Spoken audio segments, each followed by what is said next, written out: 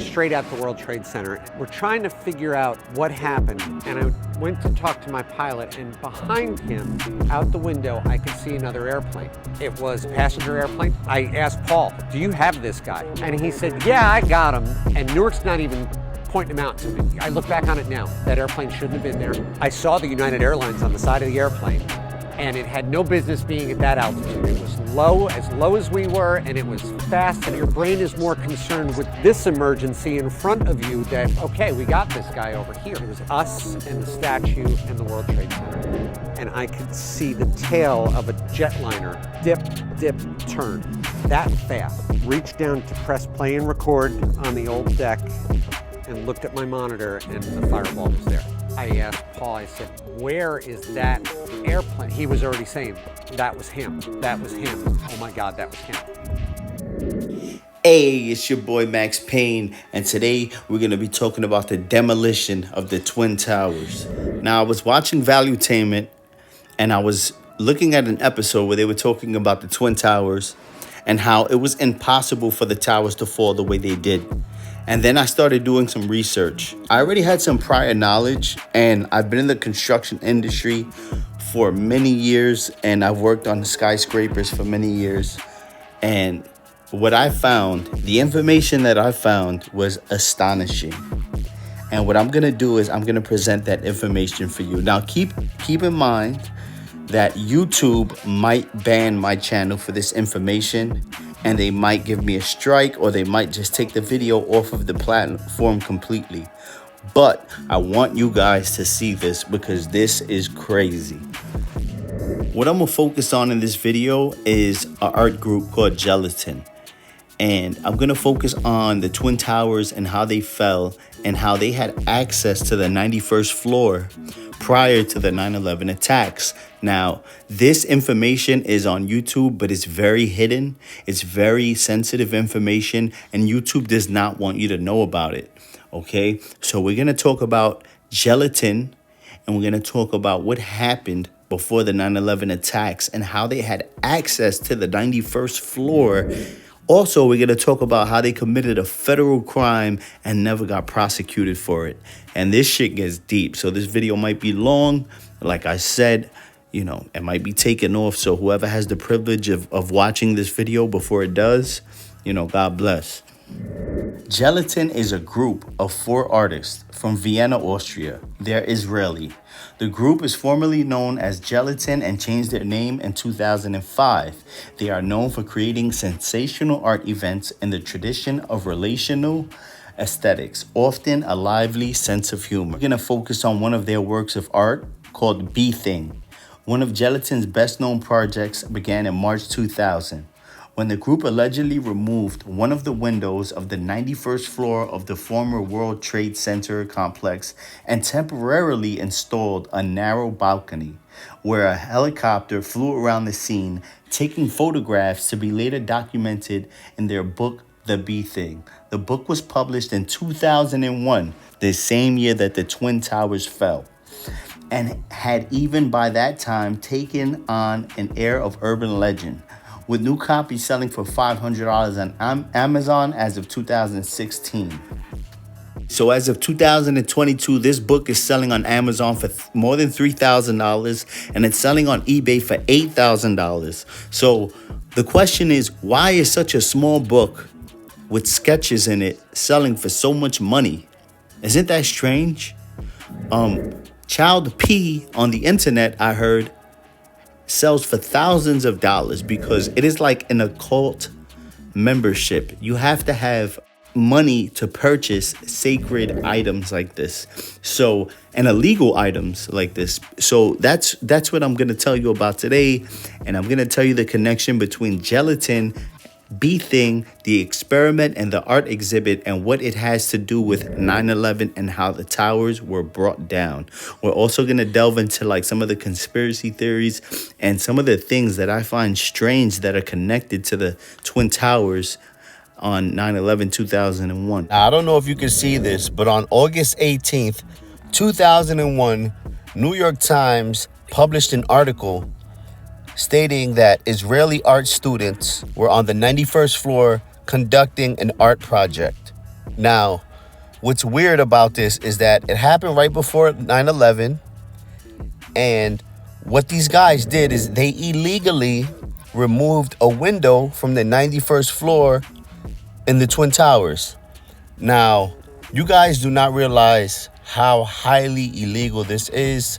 You could drop a penny from the 91st floor, and if it lands on somebody's head, they will pass away. That's how dangerous this art project was. Now, just a sidebar, I'm a union construction worker in New York City, and this is a federal crime. You cannot go into the Twin Towers or the Empire State Building and remove any windows. You will get arrested, federally prosecuted, charged, and you can never come back into the United States again if you're from another country. Not only did these art students open a window, build a makeshift bullshit balcony, and stand on top of it, they also published a book about it and started to sell it online. And the United States knew about this. The New York Times knew about this, and they never prosecuted these people. And I don't know why, because if it was anybody else that done this illegal thing, they would have been prosecuted, okay? Book that they published is selling for more than $7,000, close to $8,000. When it was first published and released, it was selling for $700. I don't know why the fuck a book that just has sketches and photos is selling for $800, but it's very strange. Now, if you look inside the book, if you were to purchase it, you would see sketches of the Twin Towers and how depressing it is inside and how amazing it is outside. You would also see a sketch of somebody standing on a balcony and jumping off the balcony, which is very coincidental, being that the next month after this article was published in the New York Times, 2 planes hit the Twin Towers. How to, get World Trade Center to come down vertically all the way down. What supplies do we need? How much preparation do we need? How much manpower do we need? How do we need to get past the security, to get in there, to set them up exactly in the corners that they need to be set up? How much money do we need to invest?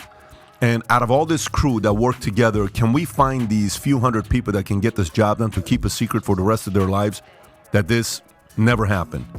What does it take for us to do something like that? By the way, 156 first responders are hearing explosions. This is in the oral histories produced by Thomas Von Eschen, the fire commissioner. They're hearing explosions before the tower ever collapses. This is research by Professor Graham McQueen. It's incredible. And you wouldn't want that to be a part of your story, but there's certain things you can't get away with when you're planning this event. But after that first 4 seconds in each of these towers, we have laterally ejected, freely flying structural steel sections weighing 4 and 8 tons, 80 miles an hour out of the tower laterally, landing 600 feet in every direction. One thing I looked into when looking at the photos of the Israeli art students taking out the window on the 91st floor is they have a bunch of boxes on the walls and it says BB18. Now, when you go look up this company, it's a company that makes fuses for electricity. And these fuses can be made to make bombs. Now, all of this information is allegedly, but it's something to think about. Also, another thing I noticed if you do construction for large buildings and skyscrapers is if you look on the beams, they have fireproofing material on the steel. Now, that fireproofing material is made for fires and fireproofing the beams so that the buildings do not fall. One example of fireproofing material is a material called monocoat, and it slows down the melting of the steel. So I just don't understand how the Twin Towers came down the way they did. And see right here, the Israeli art students standing on their makeshift balcony. Now, this is crazy to me. If anybody else would have done this, they would have been prosecuted, arrested. This is a federal offense. You could kill somebody. But how are they able to come in, gain access to the Twin Towers, be there for as long as they wanted to and build a makeshift balcony. Now, this could have been a cover-up, and those fuse boxes that you saw, explosives could have definitely have been installed into the Twin Towers to make the building explode and fall the way it did. Now, I'm going to show you another picture, and this is basically what puts the nail in the coffin for me. The Twin Towers had lights, and every time like somebody from the embassy of another country or something was going on, you could spell letters on the building. Now, E-Team is a part of Gelatin. That's one of the phrases that they use. If you can see on the Twin Towers, it says E-Team on it. Now, when the planes hit the towers, it hit exactly the same spot where Gelatin was. They were on the 91st floor, and this big ass plane slammed into the 93rd floor, and the crash was from the 93rd to the 98th floor. So how were they able to hit the same exact spot that Gelatin was doing their art project in? You know, it's just something to think about. This is all allegedly, but I've always found this to be creepy. There's a lot more stuff that goes on in this story and the background of it. I just encourage you guys to do your own research before you listen to the media. And, you know, I'm basically throwing you guys a bone. You take this information as a starting point, and then you start doing your own research and you start digging and finding out information for yourself. Now, I don't believe that the Twin Towers came down unassisted. I believe explosives were planted inside the Twin Towers, but that's just my opinion. This is all alleged. Like I said, do your own research. Gelatin changed their name in 2005. If you go on Amazon.com and you type in Be Thing Book, you could see the book that they made that they published in 2001. If you go on eBay, you could type in Gelatin Be Thing Book, and you could find copies of the book for sale that they published in 2001. Now, keep in mind that they had access to the Twin Towers in the year 2000 before the planes hit. So just keep that in mind. It's your boy Max Payne, back at y'all with another one.